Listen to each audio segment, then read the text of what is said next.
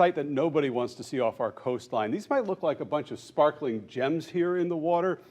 They're not. They're dead fish. Yeah, first the 2 hurricanes and now this. Right now, the dead fish seem to be concentrated in Charlotte County waters along the beach.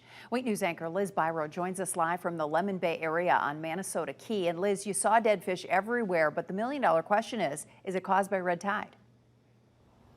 Yeah, Lois, well, we can't rule out low dissolved oxygen causing some fish kills, but look at this. It looks like red tide, it reeks, it smells like red tide, and one scientist I spoke with told me the low to moderate levels of red tide up north are likely creeping into our area. My favorite spots, Stump Pass Beach.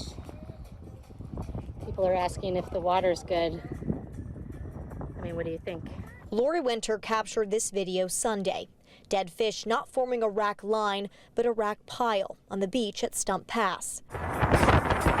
And what looks like light glistening off the water around Lemon Bay off Manasota Key, that's dead fish. I mean, miles, thousands and thousands of dead fish in the water as you head south in Lemon Bay. You know, after I took a couple videos, I just sat on the Gulf side and I just cried. Over Winter's head, a wake of vultures circled. Boating around, you see specks of dead fish, but it's hard to tell how significant the problem is until you stumble across something like this, a graveyard of dead fish. And it's not just smaller fish. This is what Ryan O'Day saw off Boca Grande Sunday evening, a Goliath grouper. Just to see its belly out of the water about the size of a basketball, it's shocking.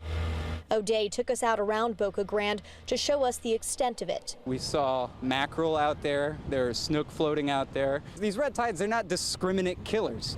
If it swims, it dies. This is typically when we see red tide. It's actually unusual when we do not see red tide this time of year. Mike Parsons is a professor at FGCU. He is the expert on red tide in Southwest Florida, and it's starting as it usually does, up by Tampa and Sarasota, then making its way down to us. We'll just kind of keep an eye on, do we expect it to follow a normal year where it might be bad but end by January or February? Or will this one persist for yet unknown reasons? O'Day and Winter know extended red tide is more than dead fish. You know, it's almost November. This area thrives off tourism and there's nowhere to go. But I have the impact on people, you have the impact on economy, and then you have the impact on the ecosystem. And if you haven't experienced a red tide before, this is what it's like. The toxin, Karenia brevis, or red tide, it causes respiratory issues. It can make you cough, your eyes burn, your throat burns a little bit, but the effects on people vary. So Parson recommends if you have respiratory problems, COPD, asthma, and you're really going to want to avoid areas like this. And if you're on the beach and you see dead fish, you may want to avoid it because it just smells bad. But with that, there comes pokey spines. It leads concerns for infections if you step on them. So for now, I'm live on Manasota Key. Liz Biro, Wink News. All right, Liz.